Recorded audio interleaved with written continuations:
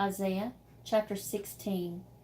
You, Moabites, now fugitives in Edom, which is ruled by the king of Judah, send lambs to the ruler of the land, from Selah or Petra, through the desert and wilderness to the mountain of the daughter of Zion, Jerusalem. For like wandering birds, like a brood cast out, and a scattered nest, so shall the daughters of Moab be at the fords of the river Arnon. Say to the ruler, give counsel, execute justice for Moab, O king of Judah. Make your shade over us like night in the midst of noonday. Hide the outcast, betray not the fugitive to his pursuer. Let our outcast of Moab dwell among you, be a sheltered hiding place to them from the destroyer. When the extortion and the extortioner have been brought to naught, and destruction has ceased, and the oppressors and they who trample men are consumed, and have vanished out of the land, then in mercy and loving kindness shall a throne be established, and one shall sit upon it in truth and faithfulness, in the tent of David, judging and seeking justice, and being swift to do righteousness. We have heard of the pride of Moab, that he is very proud, even of his arrogance, his conceit, his wrath, his untruthful boasting. Moab, therefore, shall wail for Moab.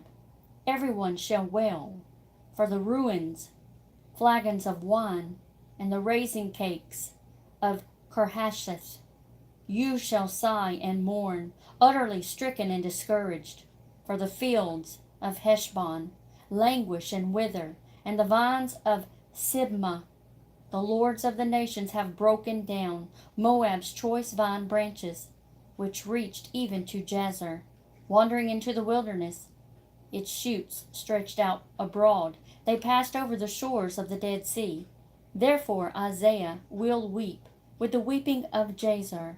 For the vines of Sibmah I will drench you with my tears, O Heshbon and Elealeh. For upon your summer fruits and your harvest the shout of alarm and the cry of the enemy has fallen, and gladness is taken away, and joy out of the plentiful field. And in the vineyards there is no singing, nor is there joyful sound. The treaders tread out no wine in the presses, for the shout of joy has been made to cease.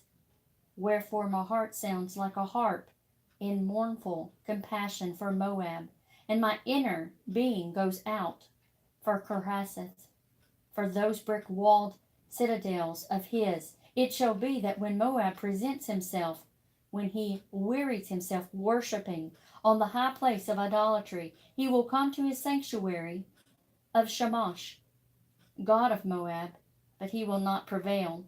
Then will he be ashamed of his God.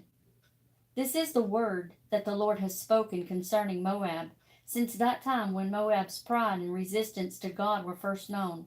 But now the Lord has spoken, saying, within 3 years, as the year of a hireling, who will not serve longer than the allotted time, the glory of Moab shall be brought into contempt, in spite of all his mighty multitudes of people, and the remnant that survives will be very small, feeble, and of no account.